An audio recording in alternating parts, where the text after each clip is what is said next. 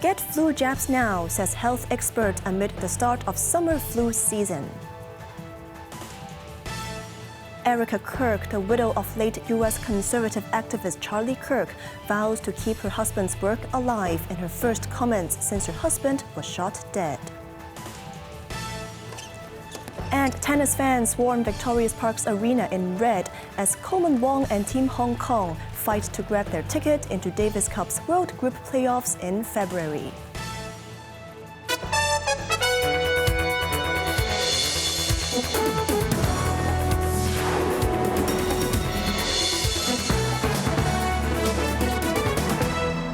Good evening, you're watching Cable News. I'm Cheryl Yun. Amid the start of the summer influenza season, health experts have urged Hong Kongers to get flu jabs early, emphasizing that the newly procured Sinovac vaccine will ensure a stable supply. Evelyn Bai reports.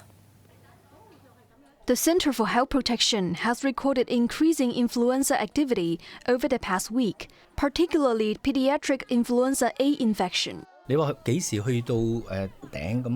Taking to the airwaves, Lau Yulong, chairman of CHP's Scientific Committee on Vaccine Preventable Diseases, noted that it is hard to assess when the flu peak will occur.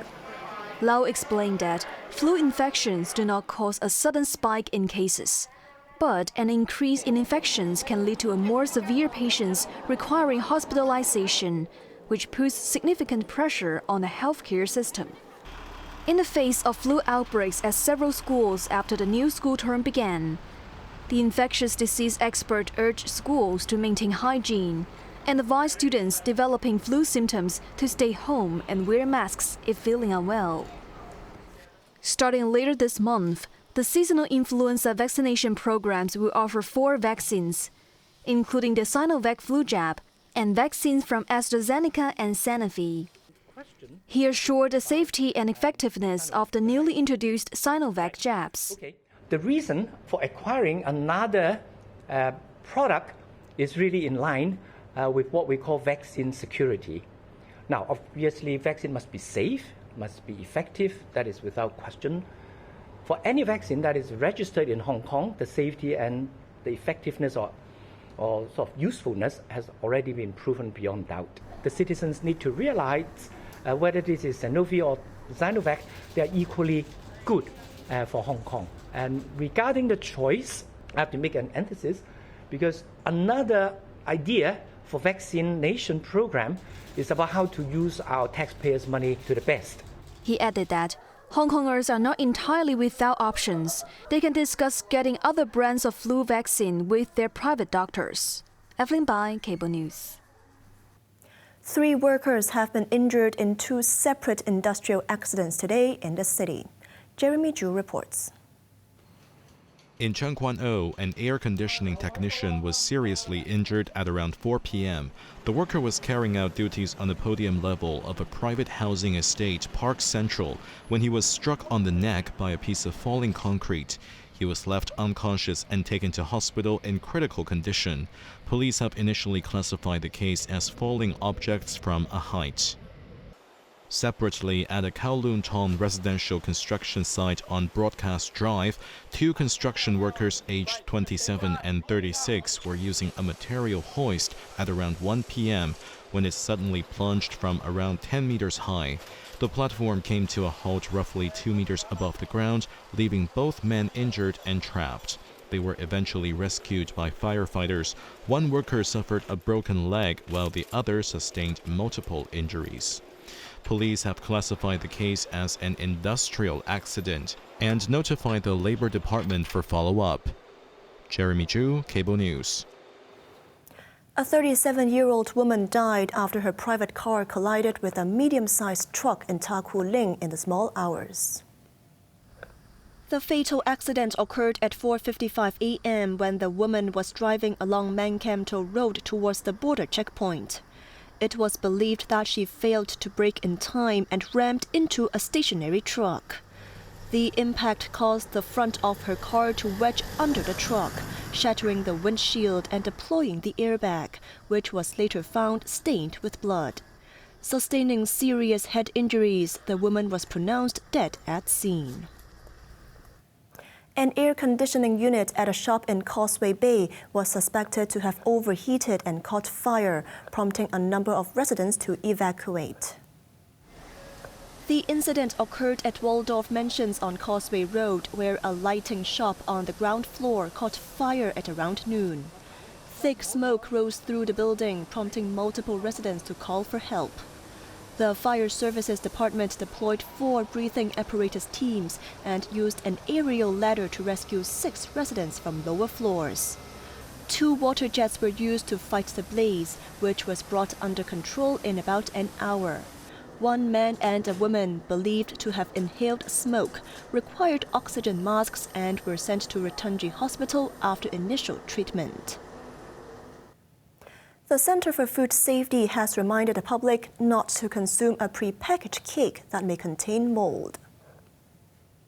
The affected product is a fish-shaped cake from a South Korean brand, Orion, with a batch expiration date of December 9th this year. The South Korean authority indicated that the product may contain mold and has initiated a recall. The CFS has alerted a local distributor to stop selling, remove the product concerned from shelves, and urged citizens not to consume it. An investigation is underway. Erika Kirk, widow of slain conservative commentator Charlie Kirk, delivered her first public speech since her husband's death 2 days ago, expressing gratitude to law enforcement and affirming that the campus tour will continue despite his untimely death. Meanwhile, the suspect, Tyler Robinson, remains in custody in a Utah jail and is expected to make his first court appearance on Tuesday. Evelyn Bai has the story. Standing beside her late husband's empty studio chair, Erika, the widow of Charlie Kirk, praised her dedication to the country and family, stating that his patriotic spirit and mission will be everlasting. The evildoers responsible for my husband's assassination have no idea what they have done. They killed Charlie because he preached a message of patriotism, faith, and of God's merciful love. But they should all know this. If you thought that my husband's mission was powerful before, you have no idea. You have no idea what you just have unleashed across this entire country. She also expressed thanks to U.S. President Donald Trump as well as Vice President J.D. Vance and Second Lady Usha Vance, who escorted Kirk's casket back to his home state of Arizona. At the Political Influencers Network Turning Point USA headquarters, a memorial for Kirk has been erected at the front doors. Hundreds of mourners have been gathering to pay their tributes, laying bouquets. The far-right activist was shot in the neck during an event at Utah Valley University. The manhunt continued until yesterday, when Trump revealed on a television program that the shooting suspect had been apprehended.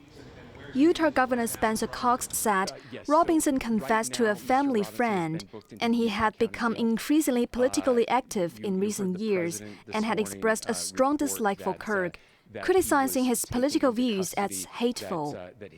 Evelyn Bai, Cable News. In the United States, a man was shot and killed by an immigration and customs enforcement agent near Chicago after allegedly resisting arrest and dragged the officer with his car. Jeremy Zhu reports.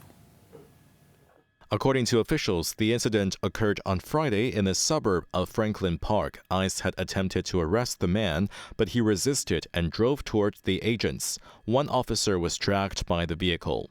The agent, who officials stated feared for his life, drew his firearm and opened fire. He sustained severe injuries but is now in a stable condition in hospital. The driver, who was pronounced dead shortly after arriving at hospital, was confirmed to be an illegal immigrant from Mexico. He worked as a chef and had a previous record for dangerous driving. Local residents gathered near the scene, a suburb where half the population is of Latino origin, to pay their respects. They want to make us think that we are that we are living on a margin, that we deserve to live in the shadows. But let me tell you, we are not going to live in the shadows anymore. There is no way that we are going back to that. So ICE needs to get out of the state. They need to get out of our communities. And for once and for all, find something better to do. Recent enforcement operations have sparked public anger. Large crowds of protesters gathered outside an immigration office in suburban Chicago, demonstrating against what they say are tactics causing fear in the community. Meanwhile, as crackdowns on illegal immigration intensify, President Donald Trump announced that alongside Washington, D.C., Los Angeles, and Chicago, the city of Memphis, Tennessee, will also see deployment of the National Guards. Jeremy Zhu, Cable News. Nepal's first woman Prime Minister Charlie Kirk was sworn in as interim leader following a week of deadly protest that forced her predecessor to resign.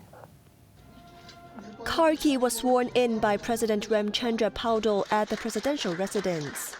The 73-year-old, a respected figure known for her hardline stance against corruption, formerly served as Nepal's only female Chief Justice. She is tasked with holding fresh elections to the lower house of parliament by March next year. Outside the presidential palace, supporters gathered to celebrate as her motorcade departed. A student expressed excitement over the new government, hoping it will bring positive change. The appointment came amid political turmoil in the Himalayan nation. Over 50 people died and more than 1,000 were injured last week in the youth-led protest against the government's social media ban. The demonstrations quickly escalated, driven by broader grievances over corruption and nepotism, prompting the army to deploy troops to the capital. The unrest subsided when former Prime Minister KP Sharma Oli resigned. Protesters have since expressed support for Kirk through an informal vote.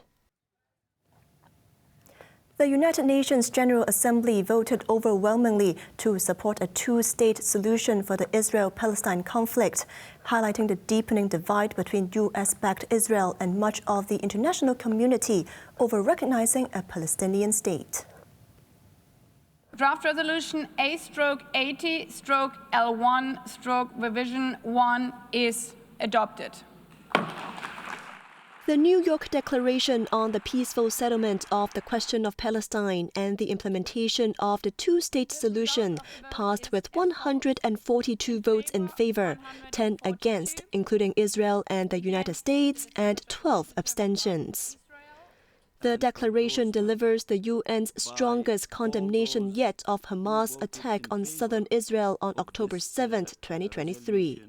It also denounces Israel's siege and starvation tactics in Gaza, which have caused a humanitarian catastrophe.